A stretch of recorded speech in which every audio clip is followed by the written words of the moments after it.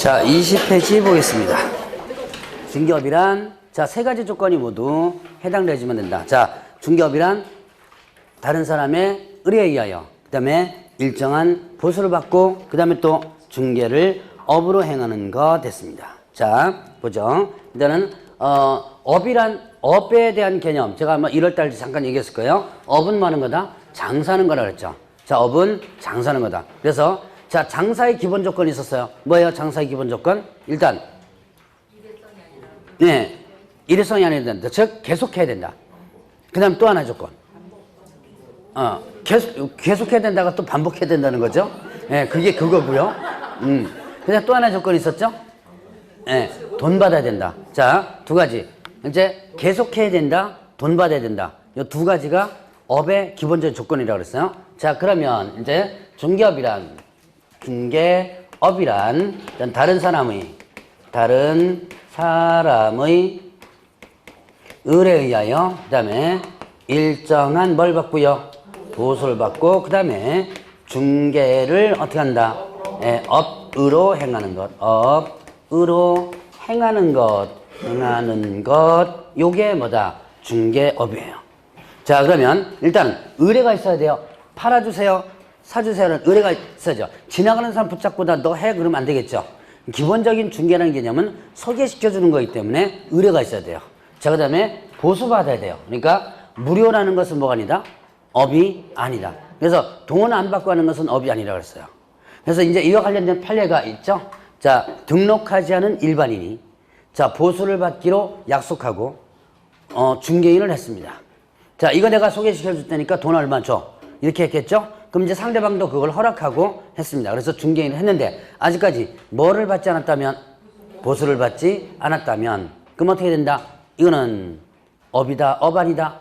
예, 업에 해당되지 않는다 그랬어요. 자, 그건 왜 업에 해당되지 않는다? 예, 보수를 받지 않았기 때문에. 자, 그래서 이거는 업에 해당되지 않는다. 자, 보수를 받지 않았다면. 자, 그래서 이 판례는요. 그래서 보수를 아직까지 받지 않았기 때문에 중개업에 해당되지 않고 무등록업자로도 처벌할 수 없다라고 했습니다. 자, 등록하지 않고 중개업합니다. 형벌 어떻게 되죠? 3년 이하 징역 또는 3천만 원 벌금. 3-3이었죠? 3년 이하 징역 또는 3천만 원 벌금. 자, 이제 형벌도 이제 밑바닥부터 자꾸 깔고 넘어가 주시면 돼요. 자, 그 다음에 이제 중개를 뭐 한다? 업으로 행하는 거 이렇게 써요. 자, 중개를 이 업에 대한 개념 뭐였죠? 계속적, 그 다음에 또 반복적 개념이 있습니다. 그래서 자, 우연한 기회에 건물선 전세계약 소개해주고 보수받았습니다. 우연한 기회에 소개해주고 보수받았어요. 이거 업에 해당된다 안 된다? 예, 업에 해당되지 않는다라고 했었죠. 자, 이거는 뭐가 아니기 때문에 계속적 반복적이 아니기 때문에. 자, 그래서 계속적 반복적 이어지면 된다. 자, 그 다음에 또 하나 있어요. 이 업에 대한 개념으로서 사회통념상의 사업수행이 있었습니다. 사업을 수행하는 것. 자, 사회통념상 사업수행 요게 업에 해당돼요. 사회통념이 뭐예요? 여러분 사회통념 많이 들어보셨죠? 이제 뭐 판례 같은 데서 사회통념상에 비추어 보면 뭐 이런 식으로 많이 나와요. 이 사회통념이란 뭐냐면 일반인들이 일반적으로 생각하는 개념. 여러분들처럼 일반인이 아주 똑똑하지도 않고 IQ가 한 160 넘어가지 않고 여러분들이 자, 아주 뭡니까? 피안정 후견이냐 피성령 후견처럼 그렇게 하지 않고 아주 일반인. 여러분들 일반인이죠? IQ 170, 60 되나요? 그건 아니잖아요. 그래서 자, 일반인들이 일반적으로 생각하는 개념. 이게 바로 뭐냐면 사회통념이에요. 자, 그러면 사회통념상 사업성이 뭐냐? 그죠? 어떤 사람이 사무실을 내고 간판을 걸었습니다. 그리고 1회 중개를 해주고 보수받았어요. 사무실 내고 간판을 걸고 1회 했습니다. 이거 중개업에 해당된다 안 된다? 중개업에 해당? 예, 요게 된다. 분명히 여기 계속성 반복성이 아니죠. 근데 왜 이게 업에 해당되느냐? 이게 바로 사회통념이에요. 자, 여러분들이 지나가면서 보세요. 아파트 단지 앞에 사무실 하나 새로 생겼네. 문 열고 간판 걸려져 있습니다. 새로 하나 생겼죠. 여기 불 켜놓고 다 간판 있습니다. 그럼 사무실 하나 더 열었구나라고 생각하죠. 예, 그게 바로 뭐냐, 사유통념이에요. 자, 이제 이 경우가, 여러분들 이제 종종 걸리는 경우가 많아요. 언제냐면 등록 신청 시에. 등록을 신청할 때. 자, 등록 신청 시, 여러분들 등록 신청 다음 주에 배우겠지만 등록 신청합니다. 이때 어떻게 돼요? 사무실 내고 뭐 하나요? 간판을 걸고 그 다음에 등록 신청을 하죠. 자, 뭐 간판 안 걸고 등록 신청하면 뭐 되지 않습니까? 그러는데 등록 신청할 때 보면요, 그 사진 찍어오라 그래요. 원래 담당 공무원이 실사라고 해서 와줘야 돼요. 근데 오는 그 동네도 있고요. 근데 보통 귀찮으니까 뭐냐면 사진 앞 전면 간판 걸린 거 하나 찍어오세요 그래요. 그래서 사진을 제출하는 경우도 있거든요. 자, 근데 요즘은 아마 실사하는 데가 좀 많이 생겼다 그러더라고요. 자, 이렇게 해서 다 간판까지 걸고 등록 신청합니다. 자, 등록 신청하면 며칠 이내 등록 통지가 돼요? 네, 7일. 그래도 기억하시는 분 계시네요. 자, 7일 이내 등록 통지가 되죠. 다음 주에 할 거니까 기억 못했다고 자괴감 들지 마시기 바랍니다. 자, 일단 등록 신청을 하면, 자, 7일 이내 뭐 한다? 이제 등록 통지를 합니다. 자, 바로 이 통지 전에 일어나는 일이에요. 통지 전에. 자, 등록 신청한 단계입니다. 통지 전에. 자, 이제 사무실 내고 간판 걸었어요. 근데 아직까지 통지가 안 됐죠. 그러면 그 사이에 뭐예요? 그냥 통지 안 됐다고 노는 건 아니죠. 사무실 연습해야죠. 뭡니까? 준비하죠? 개업 준비합니다. 이제 불 켜놓고 책상도 준비하고 컴퓨터도 뭐 들어오고 막 이제 설치하고 막 하는 과정입니다. 그때 A라는 사람이 문 열고 들어와요. 사무실 있고 불 켜져 있으니까 당연히 들어올 수 있겠죠. 그래서 물건을 하나 팔아달라고 내놓습니다. 이거 의뢰 받으면 돼야 안 돼요? 이거? 받으세요. 걱정 마세요. 이거 안 걸립니다. 이거 의뢰받는 것은 일단 안 걸려요. 그러니까 많이 받으세요, 일단. 자, 일단 받아놨습니다. 그런데, 자, 그 다음날 B가 또 사무실에 와요. 와서 물건을 찾는데, 전날 어떻게 돼요? 팔아달라고 의뢰한 거 있죠? 요거를 찾습니다. 그래서 어떻게 한다? A와 B를 거래를 성사시켜주고, 보수를 일단 받아요. 자, 이게 지금 뭐 한 거예요? 다 언제 일어난 거예요? 예. 통지 전. 통지 전에 일어난 거죠? 이거 중개업이다, 중개업 아니다? 중개업이죠? 자, 그리고 아직까지 등록 통지가 안 됐으니까 뭐예요? 등록이 안 된 상태죠? 등록이 안 된 상태에서 뭐 한 거예요, 지금? 네, 중개업을 했죠? 그럼 뭐죠? 네, 위반된 게 뭐에 위반된 거예요? 무등록 중개행위가 되죠. 금방 아까 형벌 어떻게 됐죠? 3-3 걸리는 거죠? 자, 요게 이렇게 많이 걸리는 거예요. 여러분, 뭐 할 때? 등록 신청할 때. 이거를 누가 유심히 보고 있냐면 옆집에서 유심히 보고 있습니다. 그러다가 딱 해서 했다는 순간에 바로 찔러버립니다. 그러니까 여러분들이 가장 여러분들이 조심해야 될 집은 누구다? 옆집이에요, 옆집. 항상 보면 옆집 때문에 일단 사고 치는 경우가 많아요. 자, 그래서 제가 예를 이제 극단적으로 이렇게 들었지만 사실은 언제 많이 사고 나냐면 여러분들이 이제 권리금을 주고 사무실 인수하는 거예요. 그럼 기존 사무실을 권리금을 주고 인수하죠? 그러면 거기에 뭐가 있어요? 이미 매물들 접수된 게 많죠? 그 과정에서 많이 일어나요. 그 7일 안쪽에요. 무수하게 계약이 많이 성사됩니다. 그럼 이제 그때 기존 사무소가 막 폐업하고 나가버립니다. 그 사이에 막 거래가 성사되죠? 그럴 경우에 계약서 덜커덕 써버리면 이거 이렇게 돼버리는 거예요. 그러니까 의외로 이거 많이 걸려요. 생각보다. 그러니까 여러분들 항상 조심하시라. 자, 바로 이게 뭐냐면 중개업이기 때문에 그렇습니다. 자, 일단 세 가지 조건, 중개업이란 세 가지 조건이 있습니다. 다른 사람의 의뢰에 의하여 그 다음에 또 일정한 보수를 받고 뭐예요? 중개를 뭐예요? 업으로 행하는 거 됐죠. 자, 여기에 업이 빠지면 틀립니다. 자, 다른 사람의 의뢰, 일정한 보수, 중개를 행하는 것 뭐가 뺐어요 지금? 업이 빠졌죠? 그러면 틀려요. 자, 이런 것들 여러분들이 조심을 하시고, 자, 그러면 이제 또 개업 공인중개사 보죠. 자, 개업 공인 중개사가 있습니다. 개업 공인중개사 보기 전에 여러분들 교재에 판례가 하나 있을 거예요 아마. 그 판례를 잠깐 한번 보고 넘어가죠. 요거는 제가 금방 다 얘기했던 거죠. 자, 첫 번째 22페이지 보면 중개 관련된 판례. 자, 자, 우연한 기회 나오면 뭐예요? 계속성, 반복성이 없다라는 부분이었죠. 자, 1번과 2번이 그 유사한 판례고요. 자, 그 다음에 3번 같은 건 어떻게 돼요? 자, 제가 아마 얘기했어. 중개보수 현실 받지 않냐고. 받을 것을 약속했습니다. 근데 아직까지 보수를 받지 않았죠. 요구한데 그쳤죠. 그건 업이다, 업 아니다. 업이 아니다 라고 했었죠. 자, 그거 판례 기억해 놓으시고, 자, 그러면 이제 개업 공인중개사 보겠습니다. 개업공개사는 어떤 사람? 이 사람 어떤 사람이다? 이 법에서 중개사무소 개설 등록한 자. 자, 개업 공인중개사는 이 법에서 중개사무소 개설 등록한 자를 말한다. 그러면 자, 등록하지 않은 자를 뭐라 그래요? 자, 아까 공인중개사가 뭐였었어요? 자격을 취득한 자. 그러면 자격 취득하지 않은 자를 공인중개사가 아닌 자라 그랬죠? 그러면 개업공개사는 등록한 자죠. 그럼 등록하지 않은 자를 개업공개사가 아닌 자. 쉽죠? 예. 네. 근데 이거 문장 나오면 틀려요, 이거.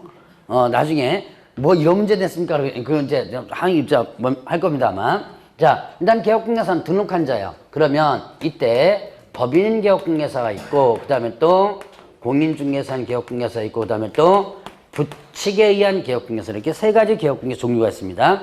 법인은 다시 일반 법인과 그 다음에 뭐가 있었다? 특수법인이 있었다. 특수법인. 이 법인은 중개법인 얘기예요. 법인인 개업공개사를 얘기합니다. 그냥 일반적인 회사가 아니고요. 자, 그러면 일반 법인은 뭐다? 여러분들 다음 주에 배울 등록 기준이 있습니다.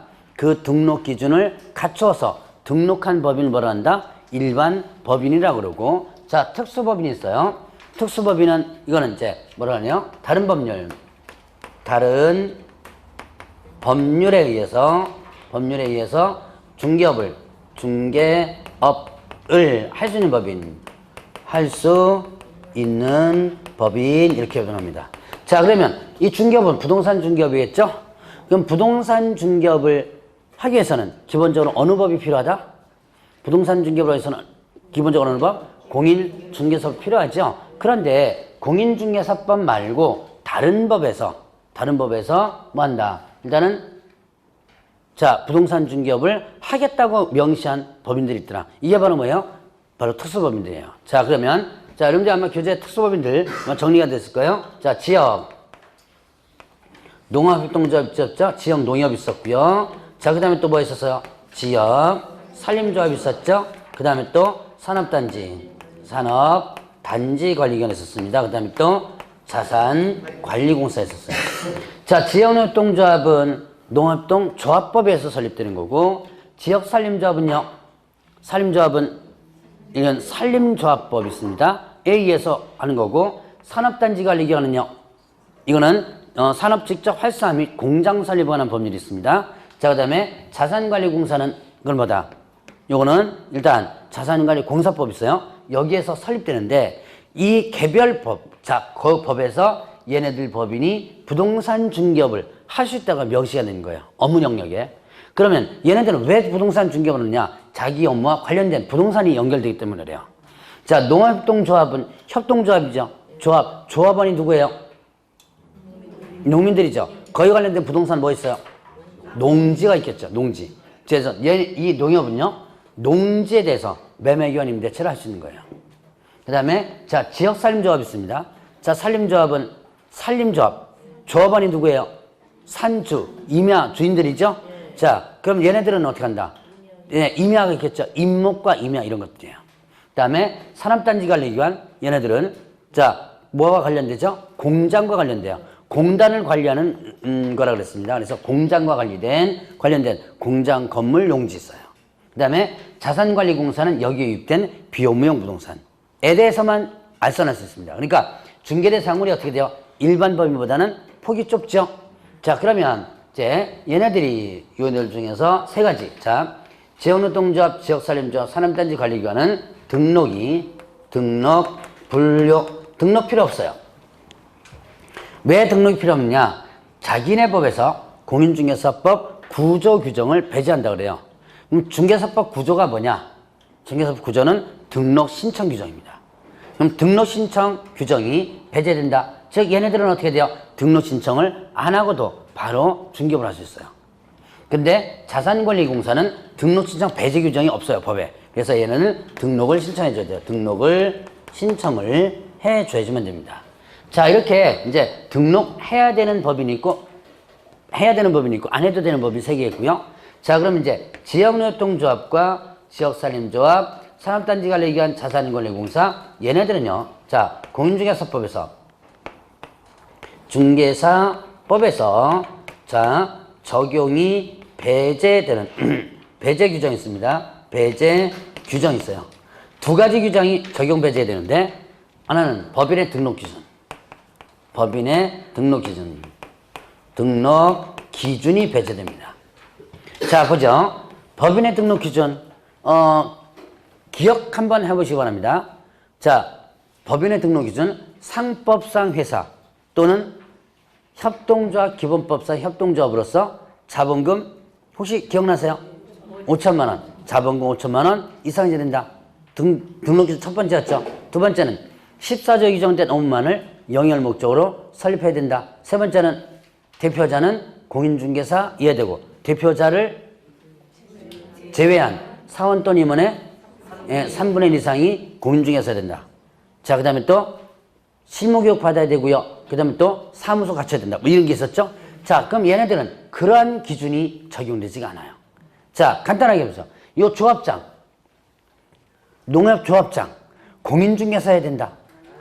예, 그게 말이 안 되죠. 예, 중개업하기 위해서 공인중개사는 조합장 출마할 수는 없잖아요. 여러분 이제 조합장 선거로 뽑는 거 아시죠? 그래서 이렇게 이게 말이 안 되죠. 그래서 등록 기준 자체가 적용되지 않는 거예요. 자, 그 다음에 분사무소 책임자. 분사무소에 책임자가 있습니다. 책임자, 원래 분사무소 책임자는 누구에 되냐면 공인중개사 이해주면 됩니다. 그런데 여기서 자, 이런 특수법인은 분사무소 책임자, 공인중개사가 아니어도 됩니다. 자, 그럼 분사무소 책임자가 뭐냐? 바로 여러분들이 농협에 대한 단위농협 있죠? 왜? 저쪽 시골에 있는 거. 그게 이제 분사무소 격입니다. 그럼 단위농협의 조합장도요. 여러분들이 군 조합장 같은 거 있죠? 그것도 선거로 뽑아요. 그러면 그것도 공인중개사 해야 된다 그러면 안 되겠죠? 그래서 얘네들은 공인중개사가 아니어도 된다. 자, 이 2가지는 중개사법에서 적용을 배제시킨 거예요. 자, 요 2가지는 이제 얘네들은 적용하지 않는다는 얘기죠? 자, 그리고 나서는 일단 중개사법 적용이 다 된다라고 보셔야 돼요. 나머지는, 자, 그 다음에 농협과 관련된 부분 있습니다. 농협과 관련된 부분이 가끔 시험 문제 나와요. 자, 얘네들은, 자, 업무 보증이 얼마? 1천만 원 이상.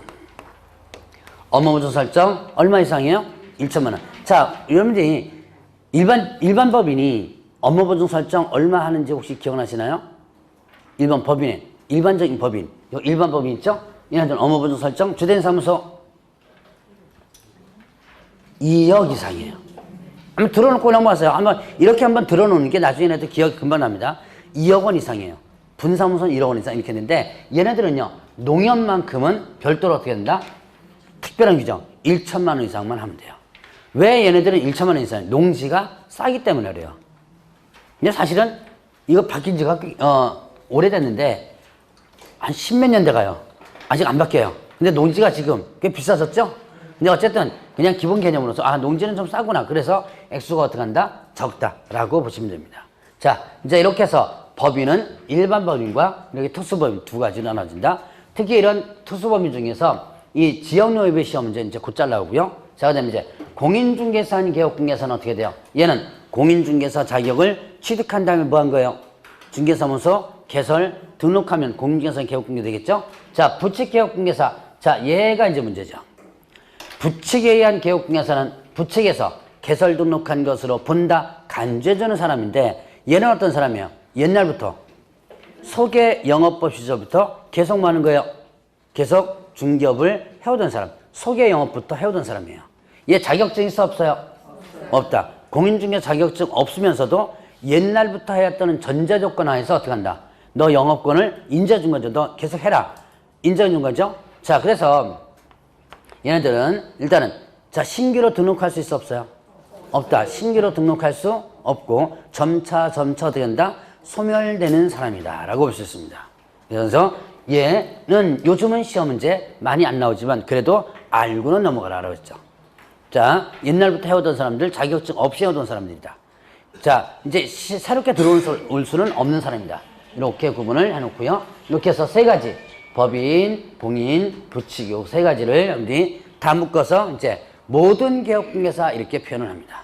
자, 그럼 이제 개업공개사에 대한 부분을 한번 정리를 해봤고, 그러면 이제 자, 개업공개사는 등록한 자 뭐예요? 등록한 자 사장이죠. 사장이라 그랬고, 자 그러면 이제 직원을 봐줘야 되는데 직원이 뭐가 있었다?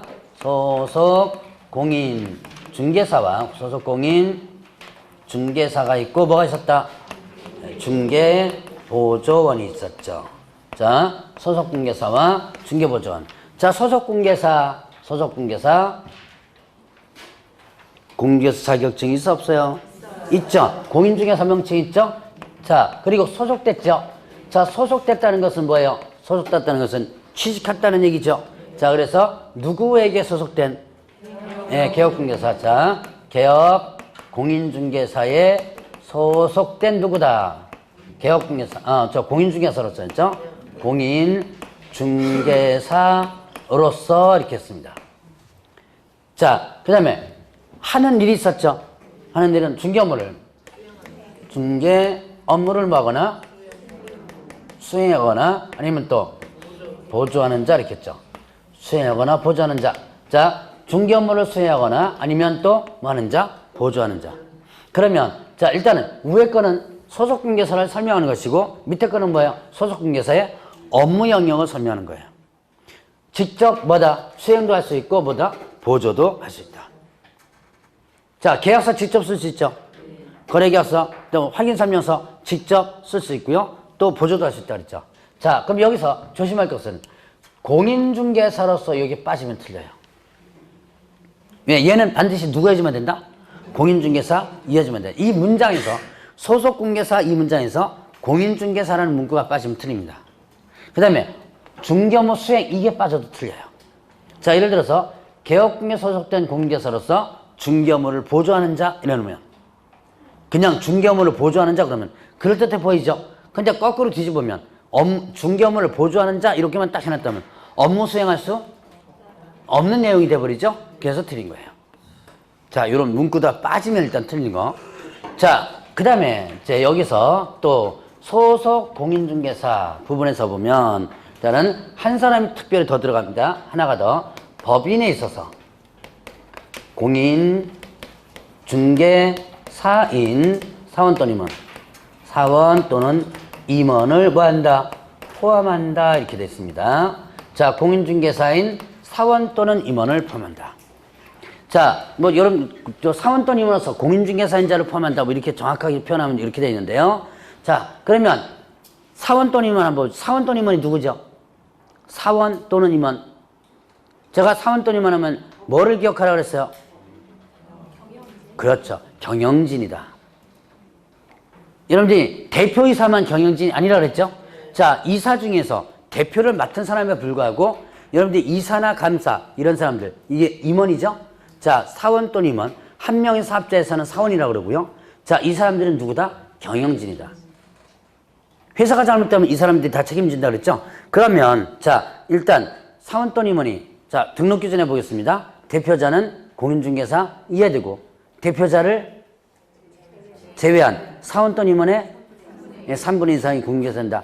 3분의 1 이상이 공인중개사다. 그럼 나머지는 공인중개사가 아니어도 되죠. 그때 그 공인중개사인 사원 또는 임원 얘를 어디에다 집어넣었다? 소속 공인중개사 집어넣은 거예요.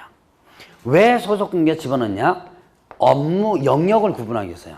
자, 공인중개사이건 아니건 사원 또는 임원은 경영권이 있죠? 그래서 경영에 관여할 수 있고 경영과 관련된 부분을 할 수 있어요. 그런데 이 경영을 하는 거와 그 다음에 또 중개업무 하는 건 다르죠. 왜 회계 처리한다든가 뭐 전체적으로 경영하는 부분과 중개업무 하는 부분은 달라요. 그렇기 때문에 자, 중개업무에 있어서는 공인중개사인 사원 또는 임원은 뭐 할 수 있고요? 업무를 수행할 수 있고, 즉 뭐야? 계약서도 쓸 수 있죠. 그 다음에 또 확인서명서 쓸 수 있죠. 근데 공인중개사가 아닌 사원돈이면 어떻게 된다? 예, 이 계약서나 확인서명서 쓸 수 없도록 만들어 놓기 위해서 이렇게 업무량을 구분하기 위해서 얘를 어디다 집어넣었다? 소속 공개사에 집어넣은 거예요. 자, 그래서 소속 공개사에는 비록 뭐는 직원은 아니지만 누구도 포함된다? 공인중개사인 사원 또는 임원이 포함된다. 라고 하는 거 기억해 놓으시고요. 자, 이제 중개보조원. 얘는 자격증 있어 없어요? 없죠. 자격증 없는 사람을 뭐라 그래요? 네. 자, 공인중개사가 아닌 자죠. 아닌 자로서. 자, 공인중개사가 아닌 자로서 개업공개사에 공인중개사 어떻게 한다? 소속되어가지고 중개대상물에 대한 현장 안내라든가 그 다음에 일반 서무 등 단순한 업무를 뭐하는 자? 보조하는 자가 됐어요. 자, 누가 아니다? 개업공개사 아니다. 개업공개사가 아닌 자로서. 자, 그러면 얘 빠지면 틀립니다. 얘는 반드시 누가 아니어야지만 돼요? 공인중개사. 자, 공인중개사죠? 공인중개사보다 아닌 자입니다.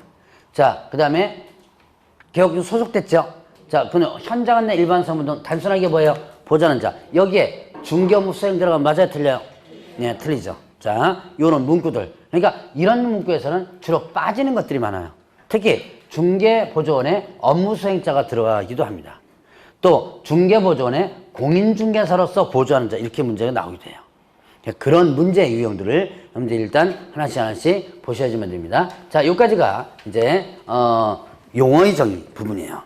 자, 그러면 여러분들 교재 24페이지 보세요. 용어의 정의와 관련된 문제 한번 보고 넘어가죠. 공유사법령상 용어의 정의와 관련된 설명으로 옳은 것을 모두 고른 것은 했습니다. 기억에 개업 공인중개사란 공인중개사법에 의하여 중개사무소 개설 등록한 자이다. 맞는 것 같아요? 틀린 것 같아요? 이 법에서, 자, 개업공개사는 이 법에서 등록한 자죠? 맞는 내용이죠? 자, 소속공개사에는 개업 공인중개사인 법인의 사원 또는 임원으로서 중개업무를 수행하는 공인중개사인자가 포함된다. 맞는 내용이죠? 자, 요거는 28회 때에 또 응용돼서 문제가 또 나오게 됐었어, 이 문장은. 자, 그 다음에, 뒤에서 공인중개사로서 개업공개소 고용되어 그의 중개업무를 보조하는 자도 소속공개사이다.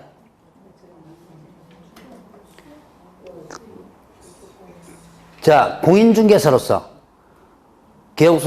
고용되어 중개업무를 보조하는 자도 소속공개사다. 맞죠? 자, 일단 공인중개사로서 고용됐습니다. 근데 소속공개사가 업무만 수행하는 게 아니죠? 뭐도 하는 거예요? 보조하는 것도 되죠?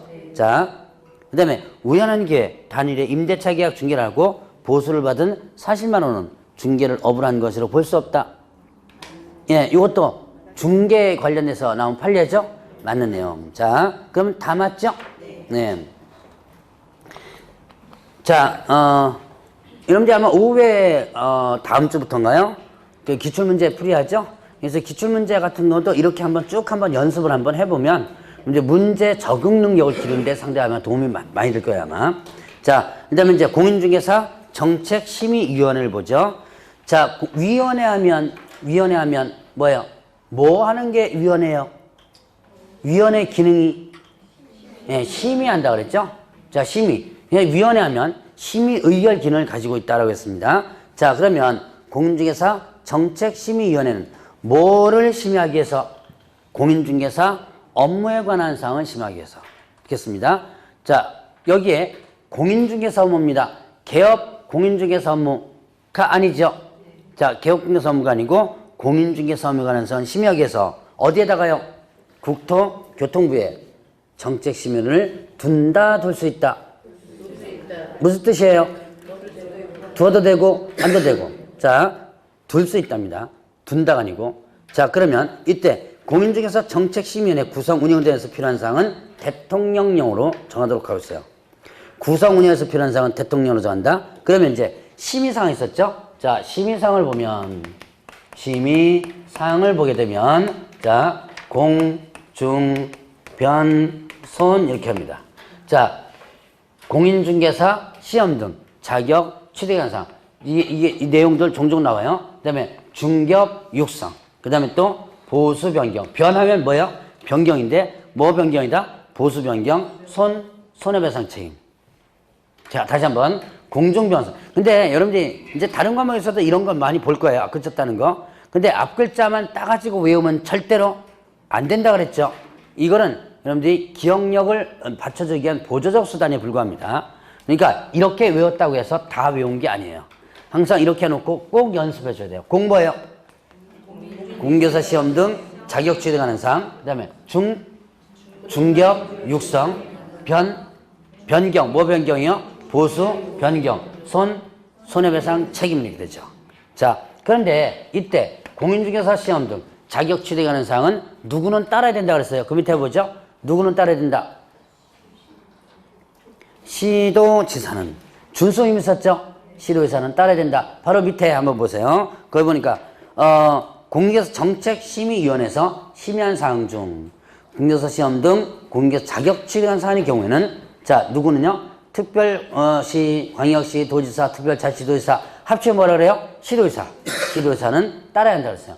왜 시도지사는 공인중개사 시험 등 자격 취득하는 사항을 따라야 한 준수 의무를 만들어 놨을까요? 이유. 준수 의무 만들어 놓은 이유. 이거는 시도지사가 오늘 이제 세 번째 시간에 배울 겁니다. 시도지사가 뭐예요? 원칙적 시험 시행 기관이죠. 자, 시도지사가 원칙적 시험 시행 기관이고 그 다음에 국토교통부 장관이 예외적 시험 시행 기관이죠. 그래서 원칙적 시험 시행 기관이기 때문에 시험 등 자격 취득하는 사항은 시도지사는 따라야 한다고 했어요. 자, 여기서 이제 문제 나옵니다. 이렇게 문제 나와요. 자, 공인중개사 정책심의위원회에서 심의 의결한 사항을 시도지사는 따라야 한다. 맞아, 틀려요? 듣기는 제대로 들었나요? 리바이벌 없습니다. 자, 정책심의위원회에서 심의한 사항을 시도지사는 따라야 한다. 예, 틀리다. 자, 정책심의위원회 심의한 사항이 이 네 가지죠? 네 가지를 다 따르는 게 아니죠. 뭐만 따르라 그랬어요? 예, 시험과 관련된 부분만 시도지사는 따르라. 이렇게 문제가 나올 수도 있습니다. 자, 그러면 이제 구성을 보죠. 자, 구성 운영에 대해서 필요한 사항은 뭘로 정한다 그랬어요? 대통령령으로 정한다 그랬죠? 그래서 구성은 위원장 1명을 포함해서 몇 명? 7명 이상 11명 이내.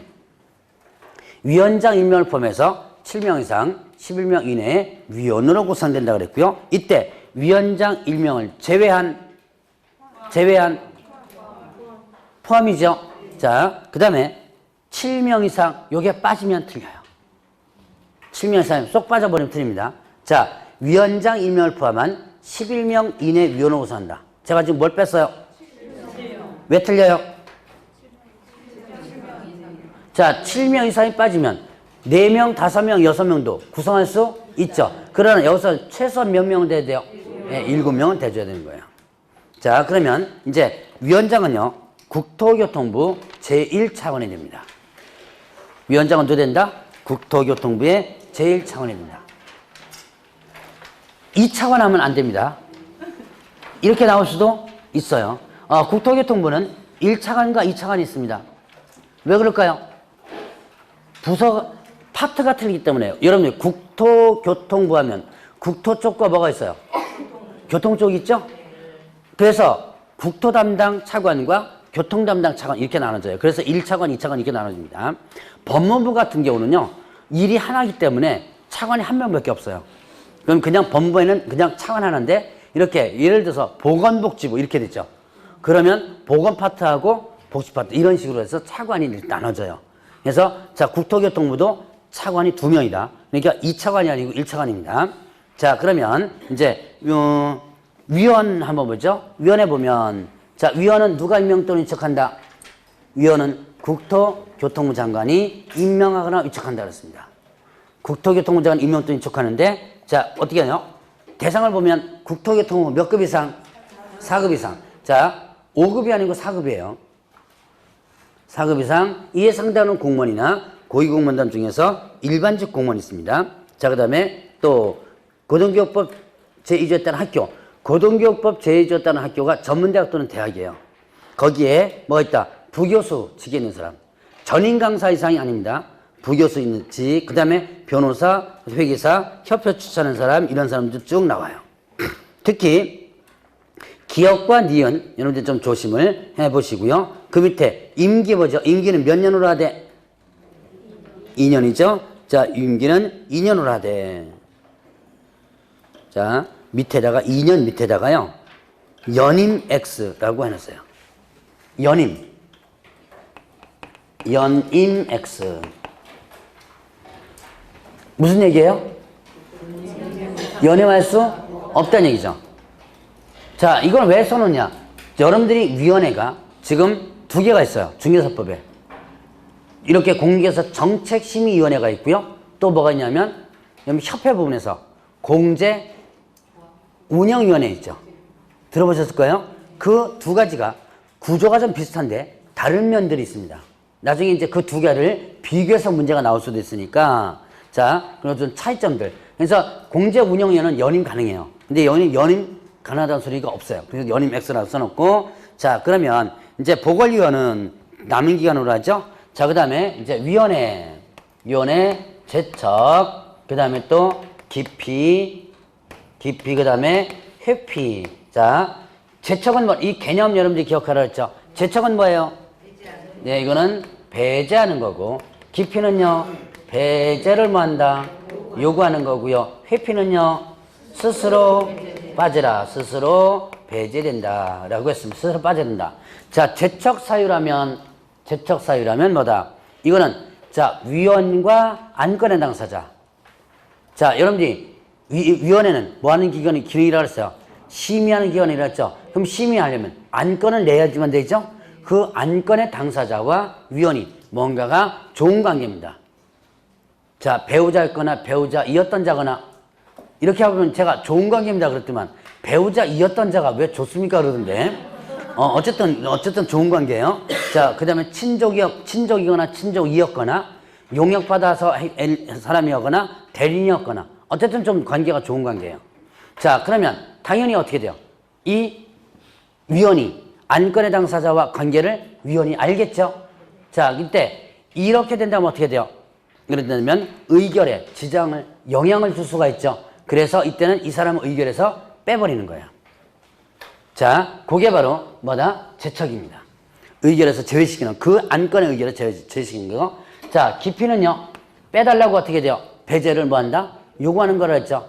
자, 이거는 안건의 당사자와 위원이 관계가 나쁠 때입니다.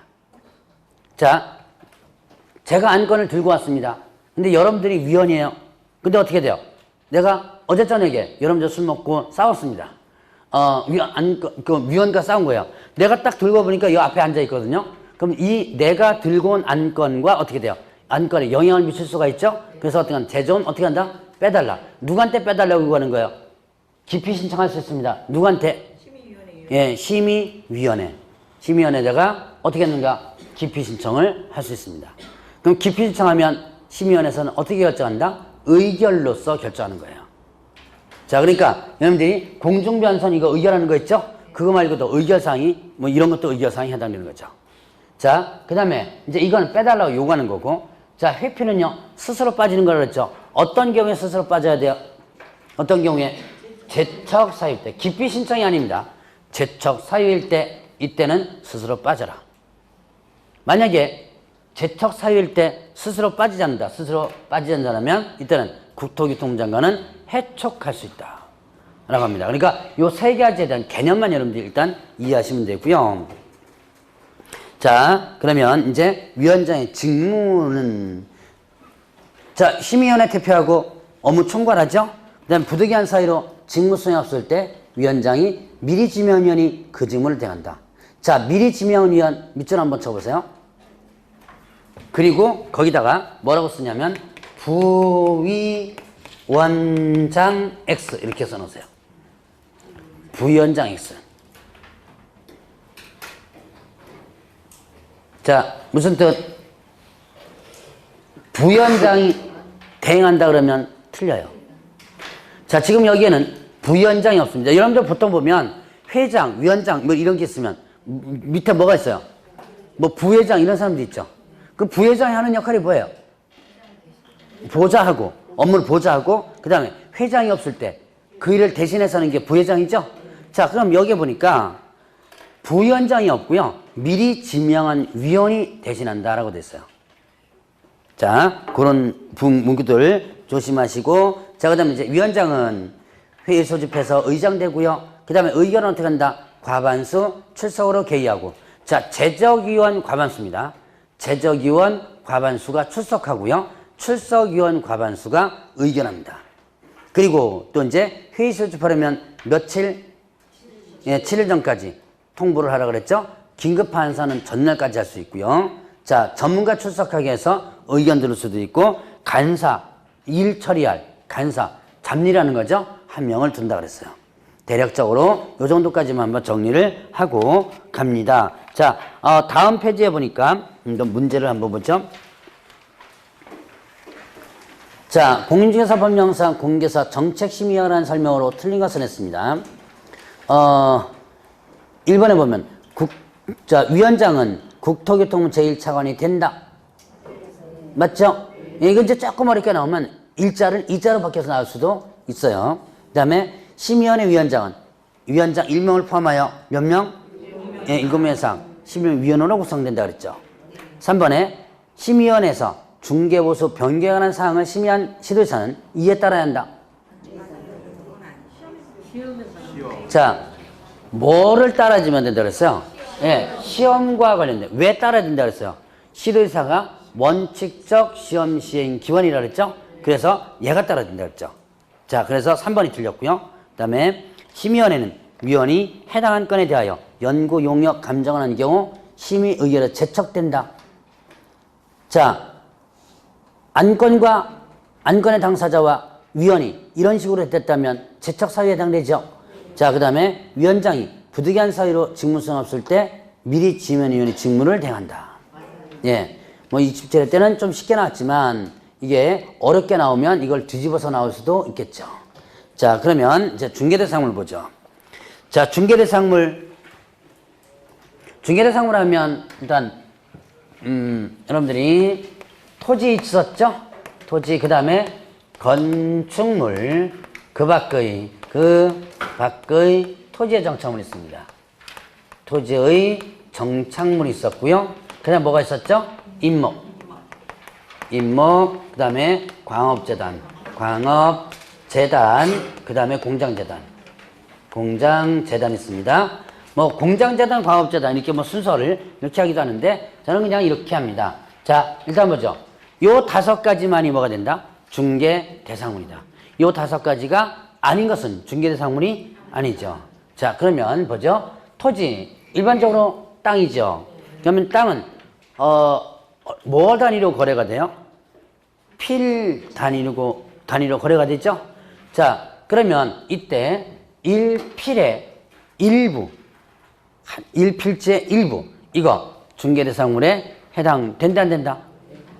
1필지 일부 중개대상물 이다. 왜요? 1필지의 일부에 대해서 임대차 할 수도 있고 지상권 설정할 수도 있죠. 자, 그 다음에 1필지 일부에 대해서 매매계약 체결할 수도 있어요. 그러니까 매매계약 체결할 수 있는데 그런데 어떻게 돼요? 다만 나중에 이제 등기할 때만 어떻게 돼요? 분할해서 등기하면 되죠. 자, 그렇게 할 수도 있습니다. 그래서 1필 일부도 중개대상물이 되고요. 자, 그 다음에 토지에 보면 대토권이라는 게 있어요. 자, 대토권, 이 대토권 대신 토지를 받을 수 있는 권리입니다. 대토권. 자, 이거는 중개대상물에 해당 안 된다. 이건 대상물이 아니다. 그럼 왜 대상물이 아니냐? 자, 대토권은 언제 나오는 거냐면 수용당했을 때 나와요. 자, 그럼 이제 이거를 여러분들이 이제 뭐와 연결되냐면 토지거래 허가 부분에서 대체토지 취득이라는 거 혹시 들어보셨어요? 대체토지 취득. 이게 바로 이제 대토권에 의해서 취득하는 거예요. 자, 수용당했을 때 보상금을 받지 않고 나는 토지를 어떻게 하겠다? 대신 받겠다라고 하는 거죠. 자, 그래서 이제 국가나 지자체에서 다른 지역 토지를 대신 만약에 주게 되면 이게 대체 토지를 뭐 한다? 취득하는 거예요. 그런데 아직까지 자, 대토권이란 나는 보상 안 받고 대신 토지를 받겠다라고 해서 요까지예요. 대신 토지를 받겠다라고 했던 요까지. 그러니까 대신 토지를 받을 수 있는 권리죠. 아직까지 토지가 확정됐어요, 안 됐어요? 안 됐어요. 어디 걸 줄지 몰라요. 그냥 토지를 받을 권리만 있는 상태지. 자, 좀 여기 광명시가 줄지 아니면 저쪽에 시흥시가 줄지 몰라요, 이거. 그래서 아직까지 물건이 확정되어 있지 않죠. 받을 권리만 있고 물건이 확정되어 있지 않습니다. 그렇기 때문에 중개대상물에 해당되지 않는다. 자, 그 다음에 또 이제 건축물 보죠. 자, 건축물이 중개대상물에 되기 위한 조건. 건축물이 중개대상물이 되기 위한 조건. 기본적으로 민법상 뭐 해야 된다? 민법상 건물이어주면 된다. 민법상 건물 조건이 어떻게 되죠? 기둥 있어야 되고요. 벽 있어야 되고요. 지붕 있어야 되고요. 세 가지가 모두 해당되지만 되죠? 저는 아마 건축법상의 건물의 개념과 민법상 건물의 개념이 약간 다르죠? 자, 근데 어쨌든 민법상 건물이어주면 됩니다. 그러면 일단 지붕, 기둥, 벽 세 가지로 구성되어야지만 된다. 그래서 민법상 건물이 아니기 때문에 중개대상물에 해당되지 않는다라고 하는 판례가 있어요. 바로 뭐냐면 세차장 구조물. 자, 기둥은 볼트로 채워져 있고 이런 식으로 해서 볼트로 이렇게 채워져 있습니다. 자, 그 다음에 세면은 천막이나 유리로 둘러쳐져 있는 세차장 구조물. 자, 이거는 어디서 주로 많이 있다고 했어요? 셀프 세차장 있죠? 왜? 그런 데 가면 이렇게 칸칸이 이렇게 돼 있죠? 그래서 세면이 이제 천막으로 둘러쳐져 있고 여기다가 어떻게 돼요? 들어와서 이제 세차하는 거죠. 이거 민법상 건물에 해당된다, 안 된다? 안 된다. 쉽게 분리처가 가능하죠. 그 다음에 또 주벽이라고 할 만한 게 없죠.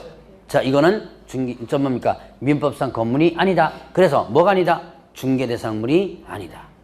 자, 그러면 이제 또 건물 부분에서 보면요.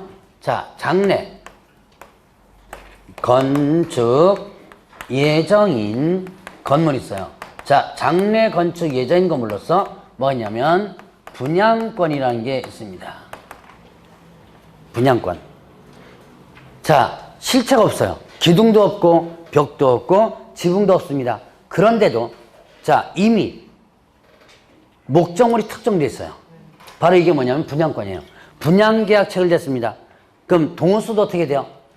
특정되어 있죠. 아직까지 뭘 안 했어요? 지어지지 않았죠. 그러나 앞으로 질 거라는 예측하에 동도 특정되어 있고요.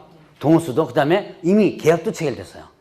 그럼 목적물이 현재는 안 보이지만 목적물이 특정되어 있기 때문에 이거는 뭐가 된다? 중개대상물 해당이 된다. 그러니까 분양권이 중개대상물 되기 위한 조건은 뭐다? 분양 동호수가 특정되고 분양계약이 어떻게 돼요? 체결돼 줘야지만 되는 거예요. 자, 그래서 분양계약 체결된 분양권은 중개대상물에 해당된다. 이거는 자, 대상물에 해당이 된다. 그러면 이제 또 건물 부분에서 또 이런 게 있습니다. 자, 입주권이 있어요. 입주권이 두 가지로 나눕니다. 단순한 당첨권과 그 다음에 도정법상의 입주권. 이렇게 나누는데, 자, 당첨권. 자, 아파트 분양 신청해가지고 당첨됐습니다. 당첨된 상태예요. 여러분들이 분양 신청해서 당첨 한번 받아보셨어요? 당첨되면 이만한 쪽지 하나 있어요. 이제 언제까지 계약 체결하세요? 이렇게 당첨된 쪽지가 하나 날라오거든요. 딱 그 상태입니다. 아직까지 분양 계약 체결되지 않았죠. 동호수 특정되지 않았어요. 그래서 이 당첨권은 중개 대상물에 해당된다, 안 된다? 안 된다. 자, 그 다음에 도정법상 입주권 보죠. 자, 도시 및 주거환경 정비법상의 관리처분 계획 인가로 인한 입주권. 한번 보겠습니다. 자, 이거는 소위 말하는 뭐예요? 재개발 지역에서 나타나는 거죠. 재개발 지역에서, 자, 재개발 재건축. 자, 여기에 지금 내가 이렇게 집을 갖고 있는데 이 집을 헐고 여기다가 뭘 짓는다? 아파트를 짓습니다. 그러면 이때 내가 이 집을 가지고 여기 어떻게 돼요? 들어갈 수 있는 권리. 이게 뭐예요? 입주권이에요. 이거는 중개대상물에 해당된다, 안 된다? 네, 해당된다. 이건 대상물에 해당이 된다 그랬어요. 그러면 이거는 또 왜 대상물에 해당되느냐? 네, 맞아요. 실체가 있어요. 자, 비록 동호수가 특정되지 않았어요. 그 다음에 분양계약도 체결되지 않았어요. 동호수도 특정되지도 않았고, 그 다음에 분양계약도 체결되지 않았는데도 왜 중개대상물이 되느냐? 이거는 이미 들어갈 것이 확정되어 있고 실체가 있는 거예요. 자, 내가 헐고 여기 들어가는 거죠. 여러분 이게 뭐예요? 조합원 분양분이죠. 여러분 재개발이나 재건축 할 때 건설회사가 많이 덤벼들죠? 달려들죠? 재개발 재건축할 때 건설회사에서 먹는 게 뭐예요? 재개발이나 재건축 부분에서 건설회사가 먹는 것은? 네, 맞아요. 조합원 분양분이 이렇게 져주는 거예요. 그냥 져주고 나머지 일반 분양분이 있거든요. 그게 많아야지만 덤벼들어요. 그게 많지 않으면 안 덤벼듭니다. 왜? 내가 먹을 게 없기 때문에. 그러니까 건설회사에서 먹는 것은 사실은 일반 분양분을 먹는 거예요. 그러니까 가능하면 어떻게 돼요? 층수를 녹여주려고 그러죠. 그래서 먹을 게 많죠. 바로 그때 일반 분양분이 아니고 바로 조합원 분양분. 이 조합원 분양분은 자, 내가 동호수도 특정되지도 않았고 그 다음 분양계약도 체결되지 않았지만 나는 이미 이쪽으로 들어갈 것이 확정되어 있죠. 그렇기 때문에 실체가 있는 거예요. 그래서 이건 중개대상물에 해당이 된다라는 부분이에요. 자, 그래서 이 두 가지 당첨권은 대상물이 아니지만 도정법상 입증은 중개대상물에 해당이 된다. 자, 그래서 요렇게 여러분들이 구분해 보시고요. 이와 관련된 판례가 여러분들 교재 뒤에 나옵니다. 그 뒤에 이제 30페이지에 보면 하나만 보고 넘어가죠. 쭉 해서 나오는데 그 30페이지에 보니까 5번 한번 보세요. 30페이지 상단 부분에 5번. 거기 보면 제가 금방 설명했던 판례가 있어요. 장차 예정된 동호수의 추첨이 분양 대상으로 정해져 있는 세대들을 특정 피분양자에 대한 분양 목적을 확정시켜주는 절차에 불구하고 피분양자가 어떻게 돼? 아파트를 분양받을 그 자체는 당연히 보장되어 있는 상태죠? 그럼 이거는 아직까지 분양계약이 체결되지 않았어도 뭐가 된다? 중개대상으로 해당이 된다라고 하는 부분이에요. 자, 그러면 이제 또 그 밖의 토지의 정착물을 보겠습니다. 요 그 밖의 토지의 정착물은 주로 뭐가 있냐면 수목의 집단, 그 다음에 또 미분리과실, 미분리과실, 그 다음에 또 농작물 이런 것들이 있어요. 자, 수목의 집단이라든가 미분리과실, 농작물 이런 것들이 있는데 자, 이건 좀 지우고요. 자, 그러면 이런 것들은 그냥 이 상태면 중개대상물 아닙니다. 즉, 이 상태면 토지에 부착된 부속물에 불과해요. 그래서 토지가 거래될 때 같이 묶여서 가는데 그런데 여기에 뭐를 준다면 자, 명인 방법이라는 것을 준다면 자, 명인 방법은 뭐예요? 등기하는 게 아니죠. 요거는 등기가 아니고 일명 자, 관습상의 공시입니다. 자, 공시이 공시니까 일단 여러분들이 등기라고 생각하는데 이거는 관습상의 공시예요. 내 거라는 것을 표시하는 거예요. 어떻게 해요? 울타리 쳐놓고 앞에다가 목차 세웁니다. 이거는 누구네 거니? 주진백 이렇죠. 뭐 이런 거. 그다음에 수피에 묵수한다 그래요. 수피. 나무 껍데기죠? 나무 껍데기 누구네 거 이런 식으로 표시해 놓는 거예요. 그러면 지나가는 사람들이 어떻게 돼요? 이건 누구네 거라는 것을 알게 되겠죠? 이게 바로 명인 방법이에요. 그러면 이건 관습상의 공시라고 합니다. 그러면 이렇게 함으로써 일단은 자, 이게 뭐가 되는 거? 소유권이 생겨요. 수목의 집단 이런 거에 소유권이 생기고 별도로 분리해서 당연히 거래가 가능하죠. 그리고 뭘로 취급한다? 부동산으로 취급해야 된다. 그럼 이제 명인방법을 갖춘 수목의 집단 이것은 뭐가 된다? 명인방법을 갖췄다면 중개대상물에 해당이 된다. 자, 판례상에서 보면 명인방법을 갖춘 수목의 집단은 중개대상물이다 라는 게 일단 판례상에 나옵니다. 이게 왜 판례가 나왔냐면 공인중개사 시험에서 나왔었어요. 14회 때 이게 나왔었거든요. 근데 이제 국토교통부에서 해석은요. 국토교통부 해석은 성격상 중개대상물이 아니다라고 해석을 했어요. 근데 이제 완전 똑똑한 친구가 이걸 이의제기했다가 안 되니까 소송을 제기한 거예요. 여러분들도 나중에 한 10월달 되면 다 똑똑해집니다. 저보다 똑똑해져요. 저는 한 과목만 알죠? 여러분들 몇 과목 알아요? 네, 6과목 합니다. 다 똑똑해집니다.